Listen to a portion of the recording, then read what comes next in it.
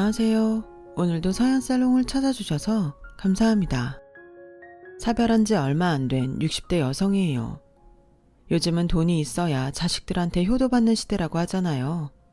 그래서 그런가 얼마 전 세상을 떠난 제 남편은 살아생전에 자식들한테 엄청난 거짓말을 했어요. 그게 다 저를 위한 거라고 했지만 돈 앞에선 부모 형제도 없다고, 결국에 남편의 거짓말도 소용이 없게 됐네요. 어쩌다 세상이 이렇게 변한 건지 씁쓸한 마음뿐입니다. 남편과 저는 한 동네에서 나고 자랐어요. 당시만 해도 옆집 숟가락 개수까지 알던 시절이라 남편과 제 결혼은 쉽지 않았어요. 제 친정엄마 직업 때문이었죠.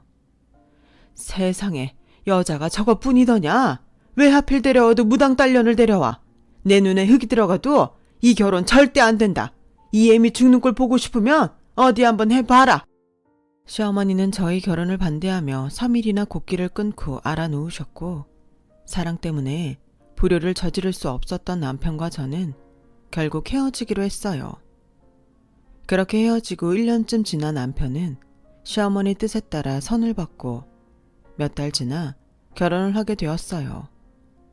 동네를 지나가다가 남편과 마주칠까봐 한동안 남편 출근 시간을 피해서 도둑고양이처럼 다니곤 했어요. 싫어서 헤어진 게 아니라서 마주치면 서로 마음만 아플 테니까요. 제가 그렇게 남편을 피해 다니는 사이 남편 부인이 아들을 낳았다는 소식이 들려왔어요. 장손이 태어나자 시어머니는 동네에 떡을 돌리실 정도로 좋아하셨어요. 그러던 어느 날이었어요. 당시 저는 동네 미장원에서 보조로 일하며 틈틈이 주사 놓는 일을 하고 있었는데 제가 일하는 미장원으로 전화가 온 거예요. 시어머니였어요. 평생 안 보고 살 것처럼 그러시더니 와서 영양제 하나만 놔주고 가라고 하시더라고요. 불편한 마음에 가고 싶지 않았지만 오죽하면 나한테 전화를 하셨을까 생각하니 거절할 수가 없어서 부랴부랴 주사약을 챙겨서 갔어요. 가보니 자리 보전하고 누운 사람은 시어머니가 아니라 며느리더라고요. 제 남편의 첫 부인이요. 부잣집 딸이라는 소문만 들었지 직접 보는 건 처음이었지만 본 지 몇 분도 안 돼서 어떤 사람인지 알겠더라고요. 아프지 않게 살살 와. 주사바늘 한 번에 못 꽂고 여러 번 쑤시기만 해. 가만 안 둘 줄 알아. 어머님도 참 면허도 없는 이런 여자한테 주사를 맞으라고 그러신담. 초면에 반말부터 하던 첫 부인은 제가 주사바늘을 꼽는 내내 저를 노려보았어요. 혹여 잘못하면 가만 안 두겠다는 표정으로요. 다행히 바늘은 잘 들어갔고 그리 아프지 않았는지 별 말은 없었어요. 그날 이후 한 달에 몇 번씩 불려가 링거를 놓아주었고, 그러다 평소보다 일찍 퇴근한 남편과 마주치게 됐어요. 헤어진 이후 마주친 건 처음이라 서로 많이 어색하기도 했고, 게다가 앞에 부인이 있으니 괜히 불편했어요. 그중 가장 좌불안석인 사람은 바로 시어머니였어요. 네가 오늘은 웬일로 이렇게 일찍 들어왔냐? 애미 주사 다 맞으려면 좀 기다려야 하니까 넌 내 방에 가 있어라. 어서. 시어머니가 소리까지 치며 아들을 안방으로 끌고 가는 모습은 누가 봐도 이상해 보였어요. 그걸 며느리가 놓칠 리가 없었죠. 어머님이 왜 저러신데? 이봐, 그쪽 혹시 내 남편이랑 무슨 사이야? 그러지 않고선 어머님이 저러시는 게 이상하잖아. 나 이래봬도 촉이 좋은 사람이니까 속일 생각 말고 말해. 내 남편이랑 무슨 사이야? 어? 방금 전까지 골골하던 여자는 어디서 힘이 났는지 카랑카랑한 목소리로 저를 다그쳤어요. 그 소리에 남편과 시어머니가 방으로 달려들어왔어요. 남편의 첫 부인은 아랑곳 않고 기세등등했어요. 그런 며느리를 말린 건 시어머니였죠. 얘가 지금 무슨 소리를 하는 거냐? 사이는 무슨 사이? 넌 네 신랑을 그렇게도 모르냐? 내 아들이 밖에서 딴짓할 놈으로 보이냐고. 미숙이 인연, 네가 뭐라고 했길래 며느리가 말도 안 되는 소리를 해? 주사 다 놨음 냉큼 가지 못해. 남의 집에 분란 일으키지 말고 가. 시어머니는 제 등을 떠밀며 방에서 내쫓았어요. 제가 대문을 나서는 동안에도 앙칼진 첫 부인의 목소리는 멈추지 않았어요. 저를 쥐잡듯 하던 시어머니는 며느리 앞에서 꼼짝도 못하더라고요. 나중에 미장원 원장님한테 얘기를 들어보니 그 집 며느리 친정에서 시댁 빚을 갚아주었다고 하더라고요. 도대체 그 빚이 얼마나 되길래 호랑이 같은 시어머니까지 고양이처럼 만들었는지는 모르겠지만 돈이 가진 힘이 대단하긴 하다 싶었어요. 그 일이 있고 얼마 뒤, 이번엔 남편의 첫 부인이 직접 미장원으로 전화를 걸어 저를 집으로 불렀어요. 집에 가보니 시어머니는 안 계시고 첫 부인 혼자 돌쟁이 아들을 안고 있더라고요. 딱 봐도 주사를 놔달라고 저를 부른 게 아니라는 건 알겠더군요. 남편한테 그쪽 얘기 들었어. 과거에 어쨌든 지금은 나랑 자식까지 낳고 사는 사람이니까 괜히 흔들지 않았으면 해. 그래봐야 달라질 건 하나도 없으니까. 내 말 알아듣겠지? 괜히 허튼 짓 하다가 나한테 걸리면 가만 안 둘 거야. 내가 남의 남자랑 바람피다 걸린 것도 아는데 왜 이런 소리를 들어야 하는지 이해가 안 갔지만 그때는 제가 어리기도 했고 동네 사람들한테 무시당하고 손가락질 받으며 살던 때라 아무 소리도 못하고 나왔어요. 그러고 집으로 돌아오는데 그렇게 눈물이 나더라고요. 내 팔자는 왜 이 모양인 건지 괜히 엄마가 원망스러웠어요. 이런 제 원망 탓이었을까요? 몇 해 전부터 몸이 안 좋아져서 신도 보내고 자리 보전하던 엄마가 세상을 떠나고 만 거예요. 형제 친척도 없는 데다 문상 올 사람도 없어서 따로 장례식은 않고 엄마 뜻대로 화장을 했어요. 온기도 가시지 않은 유골함을 안고 한참을 주저앉아 울고 있는데 남편이 화장터까지 찾아왔더라고요. 오빠가 여긴 왜 왔어? 아는 사람이라도 만나면 어쩌려고. 나 오빠 잊은 지 오래야. 더는 사람들 입에 오르내리기 싫다고. 너 때문에 여기 온 거 아니야. 아주머니한테 미안해서 온 거야. 나 너랑 헤어지고 아주머니 많이 미워했어. 그게 죄송해서 온 거라고. 말로는 왜 왔냐고 화를 냈지만 실은 그날처럼 남편이 반가웠던 적이 없을 만큼 기뻤어요.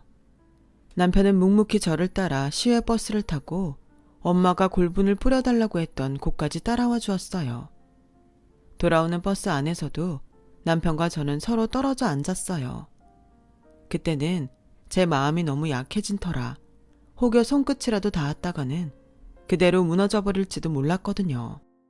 그래서 남편한테 고맙다는 말도 하지 않은 채 그대로 집으로 돌아왔어요. 텅 빈 집에 들어오니 이제야 내가 고아가 됐다는 게 실감이 나더군요.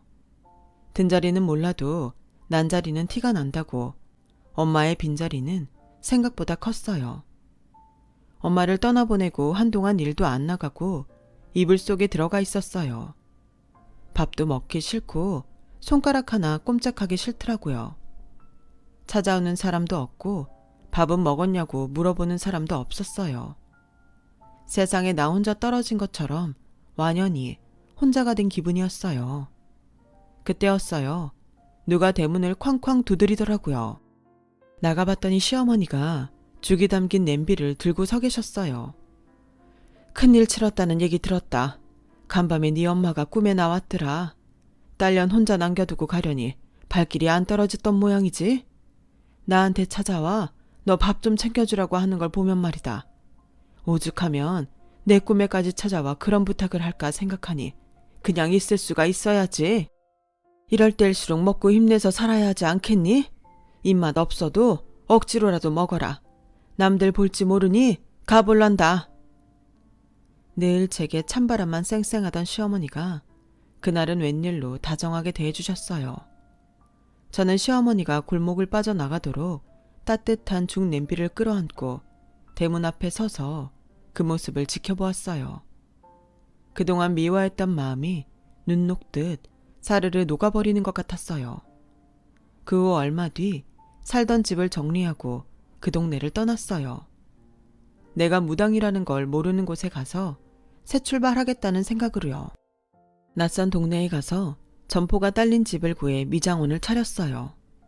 처음엔 파리만 날리다가 한 2달쯤 지나니 사람이 제법 들더라고요. 기술이 있으면 굶어 죽지 않는다는 말이 틀리진 않았다 싶었죠. 몇 년이 지나니 단골도 제법 생겼고 한가한 낮 시간에는 수다를 떨러 동네 여자들이 찾아와 사랑방 역할을 하게 되었어요. 동네 아주머니들 중에는 중신을 서겠다는 분들도 꽤 있었죠. 하지만 인연은 따로 있더라고요. 살던 동네를 떠난 지 3년쯤 지난 어느 날이었어요. 청소를 막 마치고 가게 문을 열었는데 시어머니가 찾아오셨더라고요. 여긴 어떻게 알고 오셨어요? 쌀집 박씨한테 듣고 찾아왔다. 너 이사할 때 집 날라줬다면서? 제가 시어머니를 보고 귀신이라도 본 것처럼 놀라자 그러시더라고요. 혼자 힘으로 번듯한 가게까지 차리고 그간 애썼구나. 그 말씀하시려고 오신 건 아닐 테고 여긴 무슨 일로 오셨어요? 혹여 오빠랑 만날까봐 오신 거라면 걱정 안 하셔도 돼요. 그 동네 떠나고 한 번도 본 적 없어요. 그러니 안심하고 돌아가세요. 그래서 온 거 아니다. 시어머니는 입술만 달싹거릴 뿐 좀처럼 말을 꺼내지 못했어요. 그러다 작심한 듯 그러더군요. 너 아직 우리 영민이 마음에 있니? 괜한 오해하는 거 아니니? 내 얘기 더 들어라. 작년 봄에 우리 며느리가 세상을 떠났다. 어릴 때부터 워낙 병치레가 잦은 애였다는데 그래서 그렇나 명줄이 거기까지더라. 며느리 죽고 손주는 내가 보고 있다. 나도 이제 나이가 들어서 손주 보는 게 여간 힘든 게 아니야. 영민이 놈은 애한테 신경도 안 쓰고 일에 파묻혀 산다. 부부 정이 없어서 그런지 지 새끼한테 어찌나 매정한지. 나 죽으면 손주놈 걱정에 눈도 못 감을 것 같구나. 그렇다고 영민이 이놈이 새장가 가겠다고 할 놈도 아니고.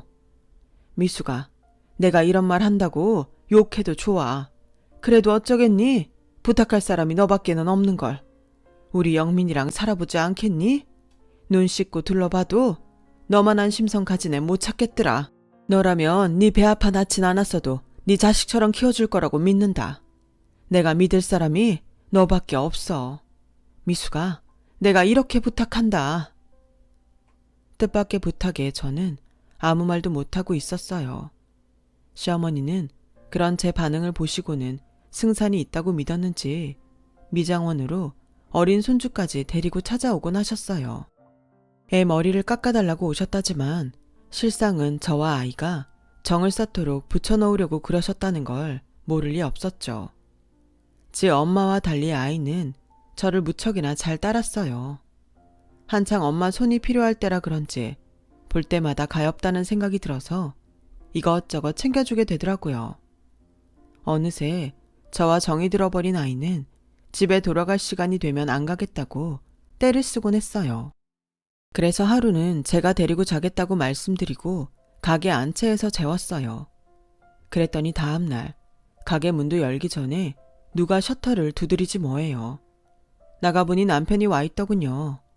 다짜고짜 가게 안으로 밀고 들어와 안채에서 자고 있는 애를 깨웠어요. 잠에서 깬 아이는 울고 있고 남편은 그런 애한테 강제로 옷을 입혔어요. 보다 못한 저는 애한테서 남편을 떼어내곤 소리쳤죠. 그만해요. 애가 울잖아요. 그러자 남편이 섞는 얼굴로 저를 끌고 가게로 나와 그러더라고요. 나이 든 노인네 망령이야. 그렇다 쳐. 왜 너까지 그 장단에 맞추려 들어? 처녀인 네가 왜 상준이 엄마 노릇을 하냐고. 경고하는데 더는 나랑 엮이지 말고 네 인생 살아. 너 지금 나한테 오면 평생 동거녀로 살아야 돼. 우리 어머니 널 호적에 며느리로 넣어줄 생각 따위는 없는 분이야. 너 데려다가 혼인신고도 안 시키고 당신 손주 키우라고 할 생각이라고. 그러니까 지금이라도 발 빼고 네 인생 살아. 그게 맞아. 그걸 왜 오빠 마음대로 결정해. 내 인생은 내가 결정할 거야. 난 상준이 내 자식처럼 키울 자신 있어. 오빠 아내로는 못 살아도 상준이 엄마로 살 수 있다면 그렇게 할 거야. 남편은 제 결정이 이해가 안 간다며 혀를 찼지만 결국 제 뜻을 꺾지는 못했어요. 그해 가을 저는 미장원을 정리하고 시댁으로 들어갔어요. 하지만 혼인신고는 하지 않았어요. 시어머니 말로는 죽은 며느리 유언 때문이라고 했지만 나중에 알고 보니 제 남편 사주에 부인 자리가 없어서 혼인신고를 하고 살면 또다시 사별을 하게 된다고 했다나 봐요. 그래서 당신 아들이 또다시 호라비로 살게 될까봐 걱정이 됐던 어머님은 필사적으로 혼인신고만은 못하게 하신 거예요.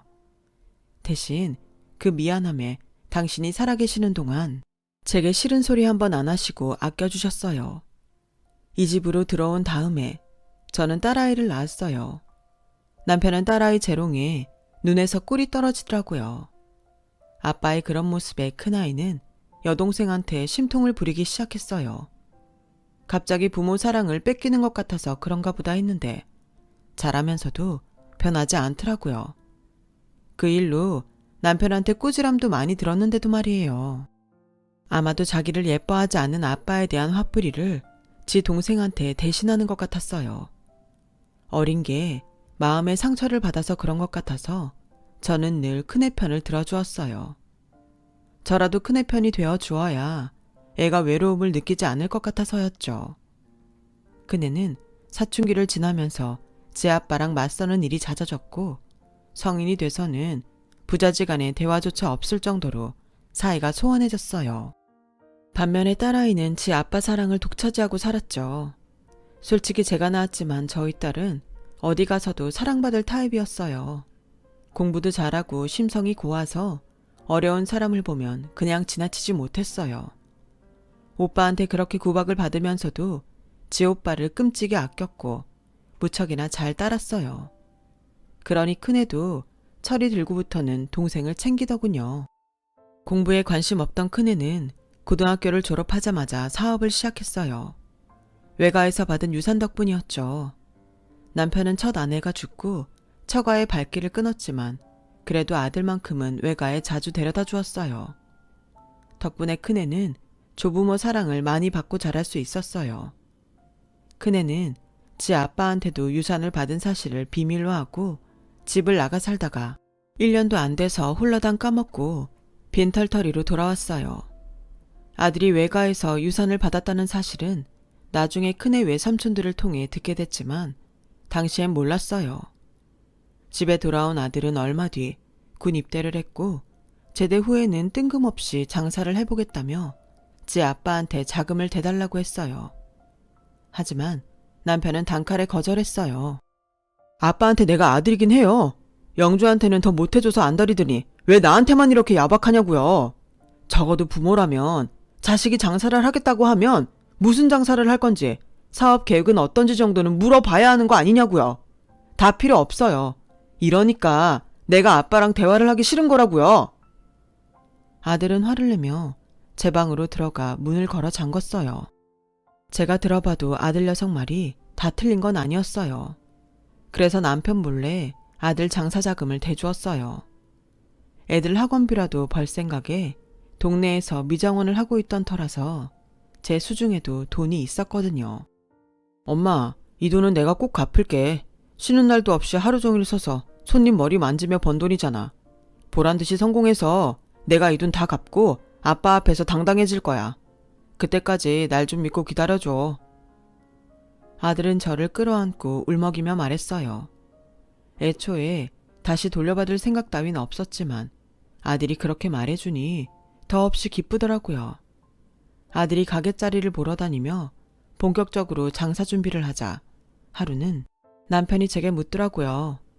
당신이 상준이한테 돈 줬어? 그놈이 돈이 어딨다고 가게를 차린다고 저러고 다녀. 모른 척 좀 해줘요. 하나뿐인 아들이 어떻게든 살아보겠다는데 아빠가 돼서는 도와주지는 못할 망정 시작도 하기 전에 초칠 생각이에요.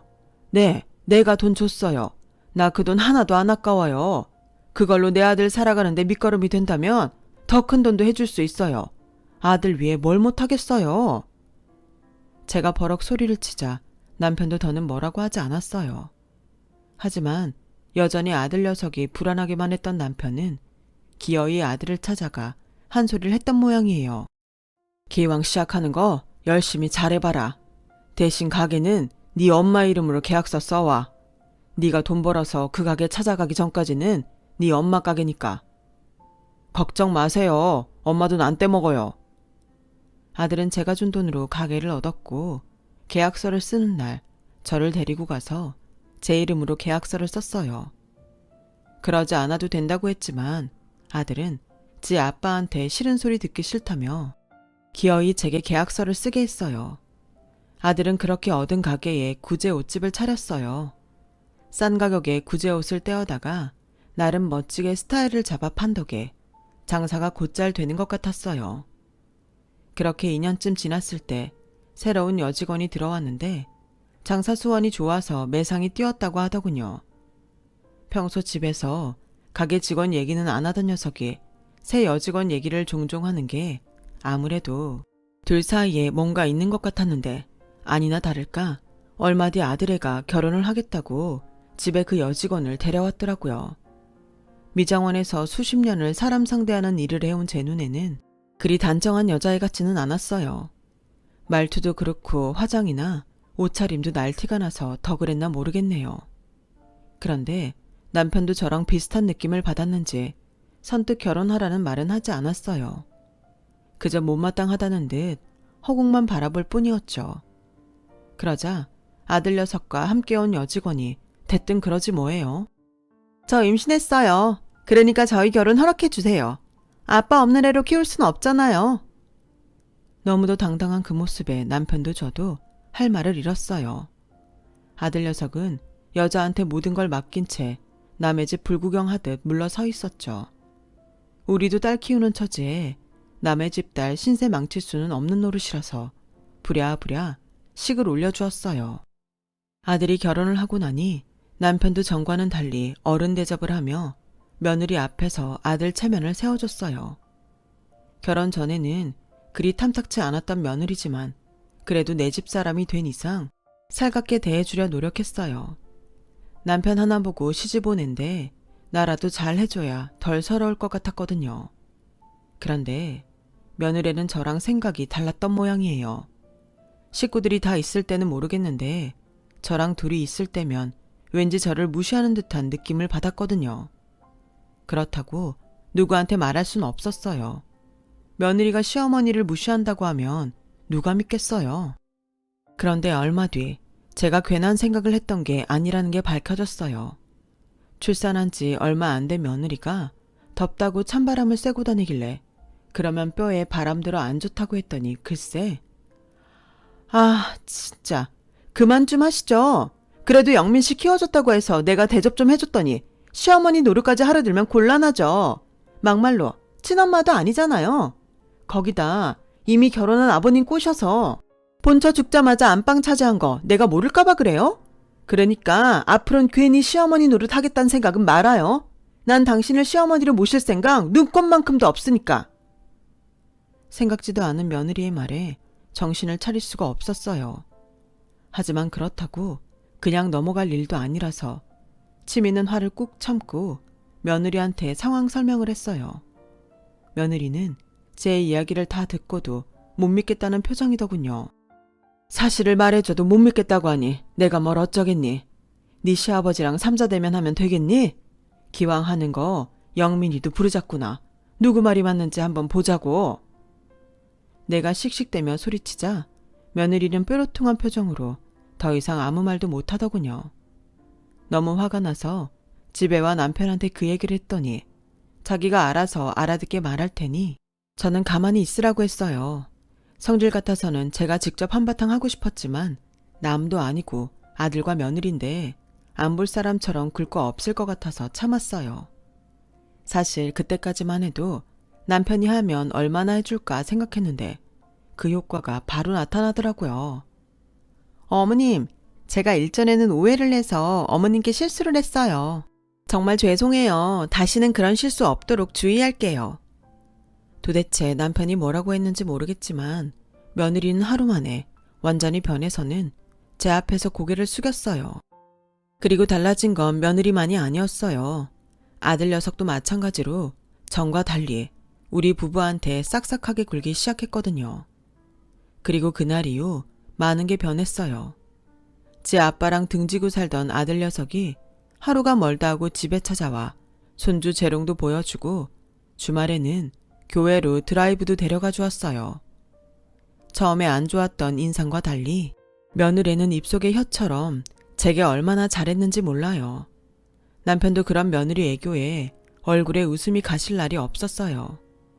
집안이 화목해지니 이게 바로 사는 재미구나 싶더라고요. 손주 커가는 걸 지켜보는 재미에, 시간 가는 재미에, 새 생활을 하는 자식들이 조금씩 자리 잡아가는 걸 보는 동안 남편은 정년퇴직을 앞두게 되었어요.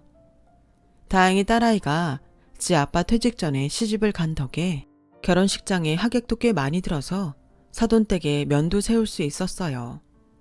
남편이 정년퇴임을 하자 우리 부부는 둘이서 노년을 즐기려고 캠핑카를 알아보았어요. 남편은 회사 사무실에, 저는 미장원에 묶인 몸이라서 그동안 변변한 여행 한번 못 해본 게 못내 아쉬웠거든요. 다행히 적당한 가격에 중고 캠핑카가 나와서 계약을 앞두고 있었는데 남편한테 이상이 생긴 거예요. 아침에 약수터에 갔다 온다고 집을 나섰던 남편이 갈지자로 걸어서 집에 돌아왔더라고요. 거기다 입까지 돌아가서는 침을 질질 흘리고 있었어요. 그 모습에 심장이 쿵 내려앉았어요.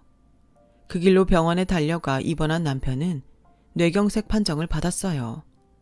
뇌경색도 뇌경색이지만 남편이 당뇨를 앓고 있었는데 합병증 탓에 신장까지 꽤 심각한 상태가 됐다는 거예요. 이제 겨우 인생을 즐기라고 하는 순간 불어닥친 병마로 남편은 투병 생활을 시작해야만 했어요.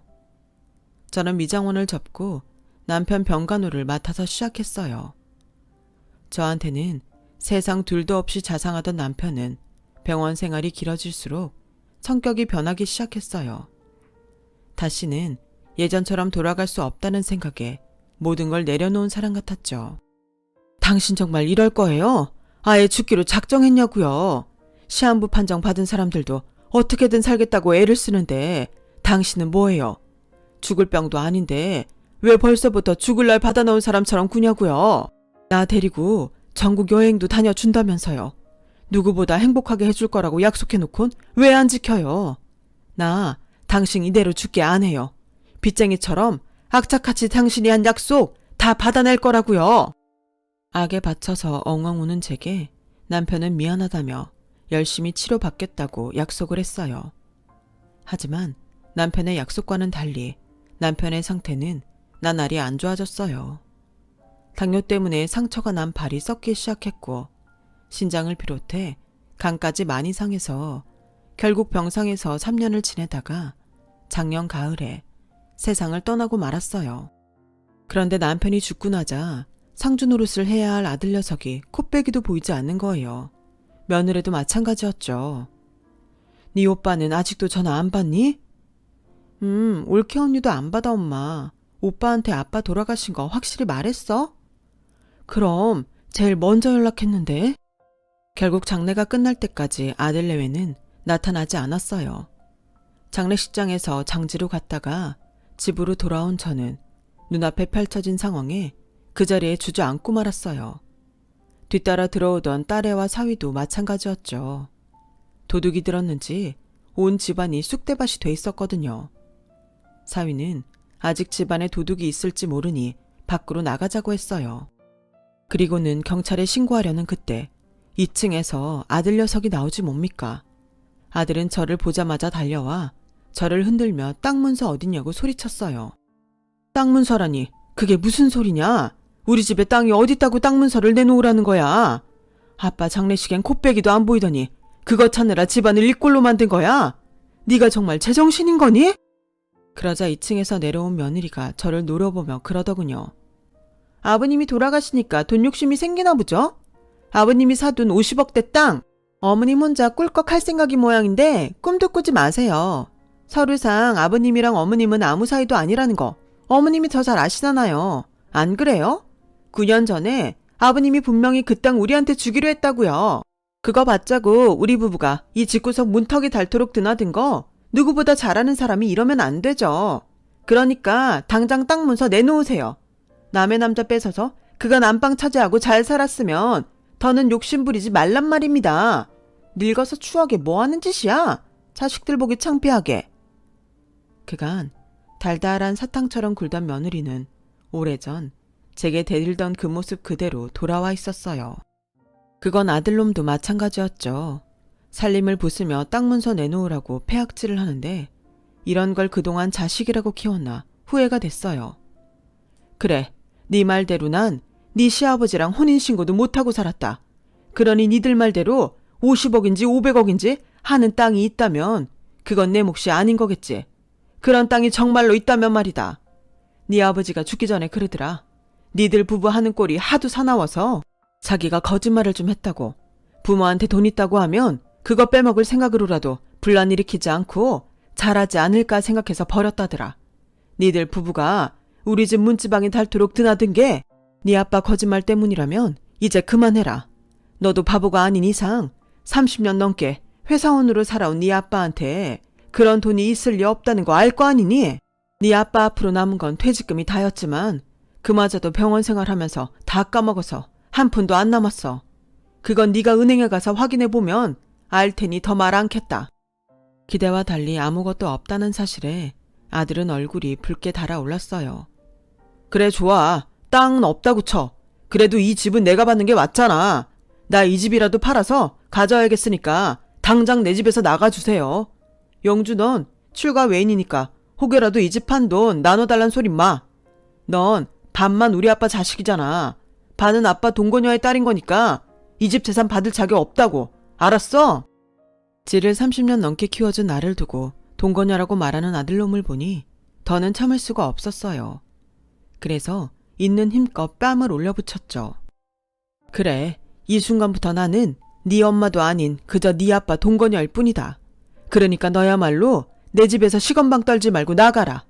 네 놈이 모르는 모양인데 이 집은 네 친할머니가 나한테 준 내 집이다. 비록 혼인신고는 못하고 살게 됐지만 이 집 문서라도 쥐고 살라고 나한테 주신 집이라고. 그러니 내가 죽어도 내 재산은 네 놈한테 한 푼도 안 가게 될 거다. 네 놈 말대로 너랑 나는 아무 사이도 아닌 거니까. 안 그러니? 어디 그뿐이니? 우리가 모자지간도 아닌데 내 가게도 찾아야 하지 않겠니? 네 놈이 밥 벌어 먹고 있는 그 가게 내 명이 아니더냐? 가게 계약할 때 내 손으로 내 이름 적어놓고 내 인감 찍어서 작성한 계약서니까 말이다. 네 놈이랑 내가 더는 아무 관계도 아니니 이참에 내 가게 돌려받으련다. 그러니 여기서 쉰소리 말고 당장 가서 내 가게나 비워라 이놈아. 그리고 김서방, 당장 경찰에 신고해서 내 집 이꼴로 만든 전현놈들 당장 잡아가라고 하게나. 주인 없는 집에 들어와 집어넣어지르고 살림까지 부셨으니 죗값은 치러야 하지 않겠나? 엄마, 내가 잘못했어. 엄마가 왜 나한테 아무것도 아닌 사람이겠어.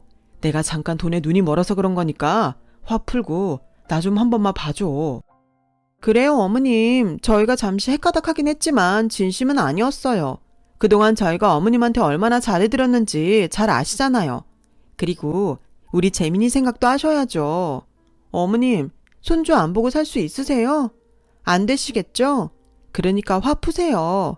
네? 훅 끼고 자빠졌네. 니들은 얼굴에 분칠도 안 한 것들이 어쩌면 그렇게 연기를 잘하냐?